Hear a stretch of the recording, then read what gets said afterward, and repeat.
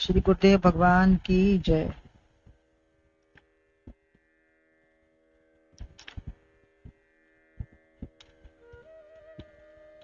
श्रीमद् भगवद गीता के 6वें अध्याय में श्री भगवान कहते हैं कि मनुष्य स्वयं अपना ही उद्धारक और अपना ही शत्रु है, अपना ही स्वयं मित्र भी है। परमात्मा सुख में लगाए और उसी की अनुभूति करने वाला ही योगी है। परमात्मा रूपी सुख को प्राप्त करे और उसी की अनुभूति करे, वही योगी है जो उसी में रमण करे, परमात्मा में ही उसका भाव रहे, जितेंद्रिय शत्रु मित्र सब में समान रहे, वही योगी है, परमात्मा से जुड़ा है। ऐसे योगी के लक्षण 7वें श्लोक से शुरू होते हैं और अब आगे भी वही लक्षण चल रहे हैं। जीते हुए मन वाला प्रशांत आत्मा शीतोष्ण में, सुख दुख मान अपमान में से रहित होता है। इसके अलावा 8वें श्लोक में लक्षणों का वर्णन करते हैं। ज्ञान विज्ञान तृप्तात्मा कूटस्थो विजितेन्द्रियः युक्त इत्येचते योगी समलोष्टास्म कांचनः। कूटस्थ इंद्रिय जीत जिसमें ज्ञान व विज्ञान है, वह युक्त जिसको स्वर्ण पत्थर धूल एक समान है। हर तरीके से समानता ही भाव रहना चाहिए, समानता का भाव रहना चाहिए। इसका अन्वय बताते हैं। ज्ञान विज्ञान तृप्तात्मा कूटस्थः विजितेन्द्रियः समलोष्टास्म कांचनः योगी युक्तः इति उच्यते।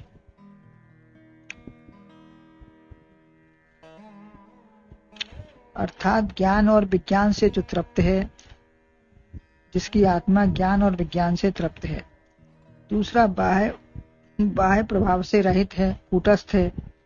तीसरा अपनी इंद्रियों को जीतने वाला है और मिट्टी पत्थर स्वर्ण सब उसके लिए समान है। ऐसा योगी युक्त है। युक्त माने जुड़ा हुआ है, परमात्मा से सदैव जुड़ा रहता है,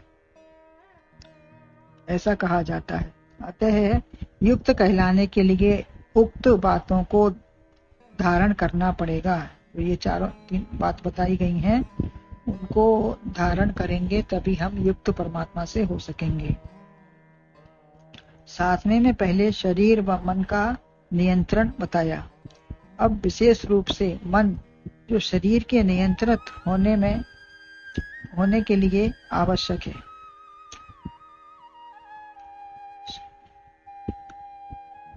मन शरीर को नियंत्रित करने के लिए हमें पहले मन को देखना पड़ेगा।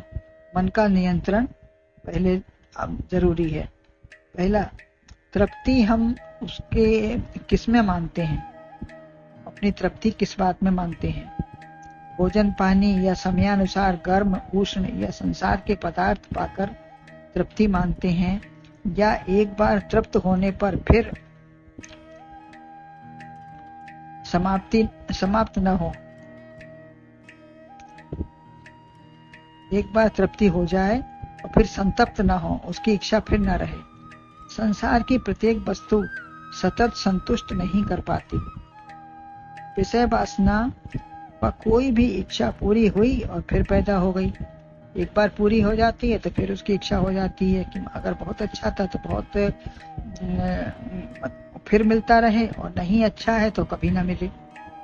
संतुष्टि व तृप्ति कभी नहीं होती। इच्छाएं अतृप्त रहती ही हैं, अधिक से अधिक की चाह बनी रहती है। देश विदेश 7वें आकाश तक की वस्तुएं समेट ली, फिर भी रति संतुष्टि व तृप्ति नहीं मिलती। इच्छाओं की कोई सीमा नहीं है, कहां तक वो बनी रहती हैं, एक के बाद एक के बाद एक। जो आत्मा से मिलती हैं वो है यस्तात्मरतिरेवस्यात्मतृप्तः मानवः। 3 अध्याय का श्लोक है। तो इसकी प्राप्ति अथवा जागृति हो गई तो फिर विस्मृति नहीं होती। अपने आत्मा में आत्मा की जागृति हो गई वो, तो फिर इसकी विस्मृति नहीं होगी एक बार इसमें ठहराव आने पर। इससे बढ़कर कोई आनंदमय पदार्थ नहीं है। दूसरे से रति नहीं होती, रति अपने से ही होगी।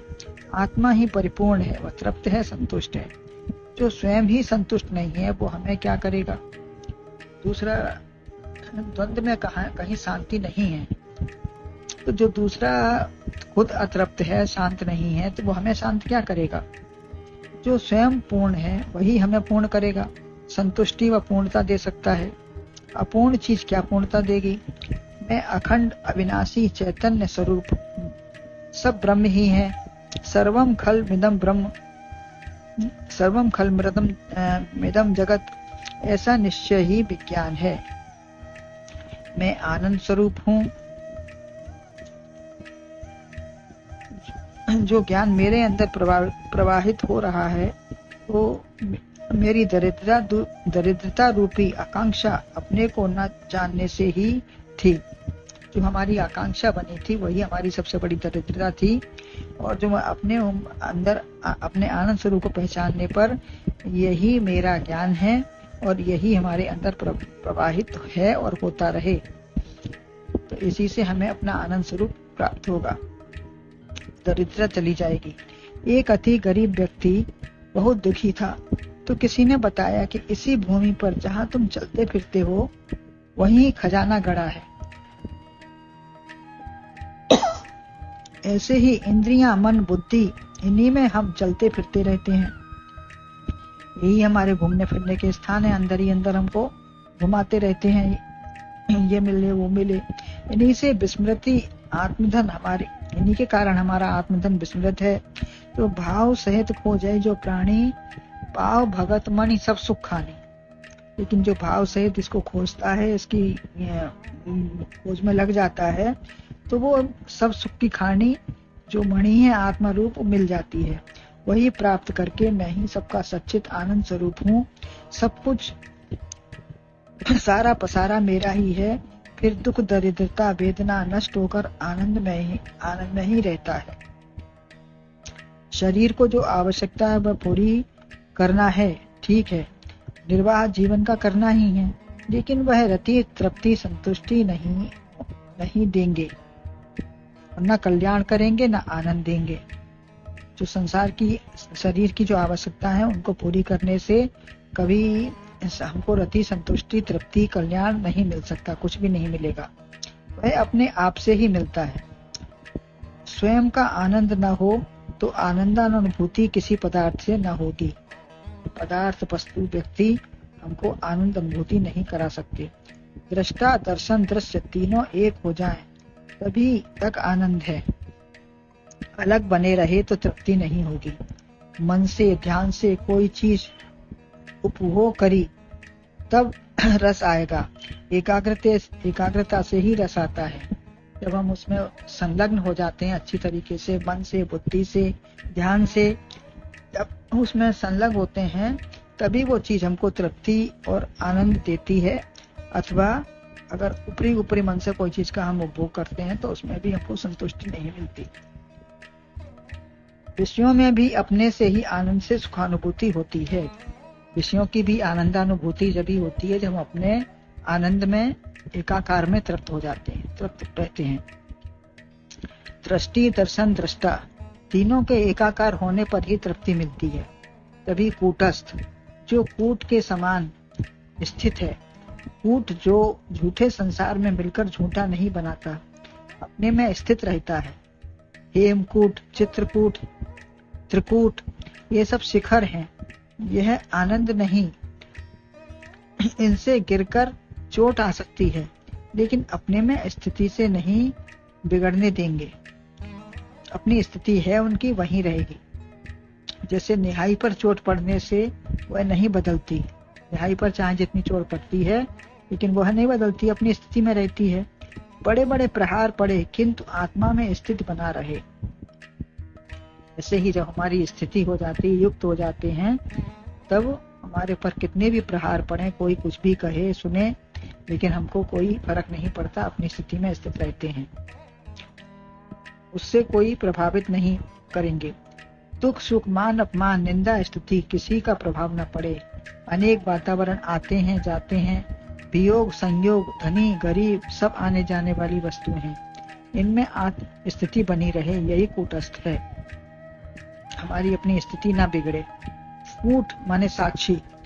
मुकदमे में झूठी गवाही देने वाला होता है। साक्षी जो देते हैं वो कोई झूठी गवाही भी देते हैं।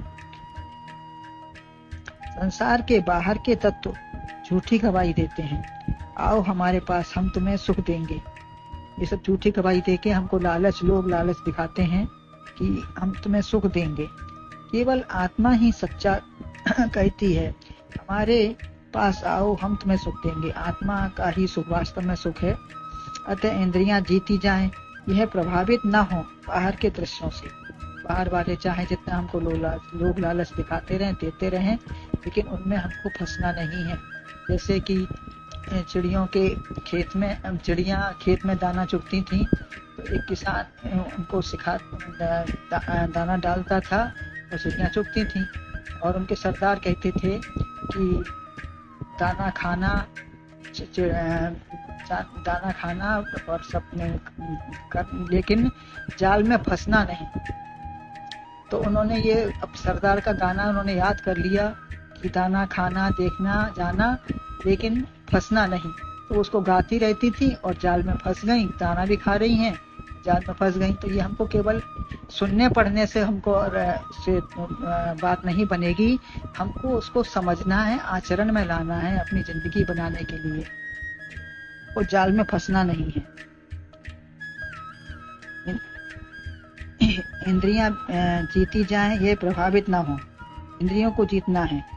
बाहर के लोभ लालच मिलते रहे, लेकिन उन फंसे नहीं हो बाहर के दृश्यों से। बाहर इनके दरवाजे खुलते हैं और क्रोध, निंदा व अपमानित शब्दों का प्रयोग किया जो दुखदाई हो गए।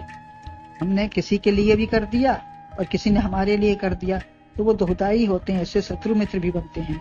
संसार का कूड़ा करकट बाहर का विषय बाहर बना रहे, अंदर कूड़ा ना आए। आवश्यकता अनुसार विषय सेवन करें, लेकिन राग द्वेष से नहीं। अतः इस असार इंद्रियों और मन को जीतने वाला ही योगी है।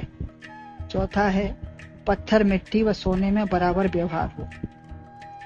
यद्यपि बर्तन ही मिट्टी के होंगे और पत्थर का ही मकान आदि होगा व स्वर्ण के आभूषण होंगे, परंतु वृत्ति स्थिर बनी रहे। अपने धन से अहंकार व दूसरों का देखकर ईर्ष्या स्पृहा ना हो। दूसरों का देखकर ये ना लगे कि उसके पास इतना क्यों है, और अपने से कमी महसूस ना हो। एक बार राका बाका दोनों दंपति भगवत भक्त थे, तो गंगा स्नान के लिए जाते थे। तो रास्ते में उनको असरफियों का ढेर दिखा बांका को, तो वो मिट्टी से उसको ढकने लगा कि कहीं पीछे राका का मन खराब ना हो जाए। तो उसने, जब राका ने ये देखा उनको ये मिट्टी से ढकते हुए, तो उसने कहा कि ये मिट्टी को मिट्टी से क्यों ढकते हो। वो उनसे ज्यादा ज्ञानी थी। ऐसे ही छोटे स्वामी जी पैसा रखते थे, लेकिन कहते थे कि ढोना है, ये हमारा काम है तो करना है, आसक्ति नहीं। कंकड़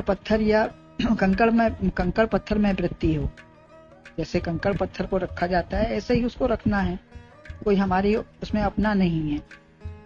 ऐसे ग्रस्त व सभी को करना चाहिए, तब दुर्बुद्धि या लालच न होकर ठीक क्रिया होगी। मन पर प्रभाव न पड़ेगा।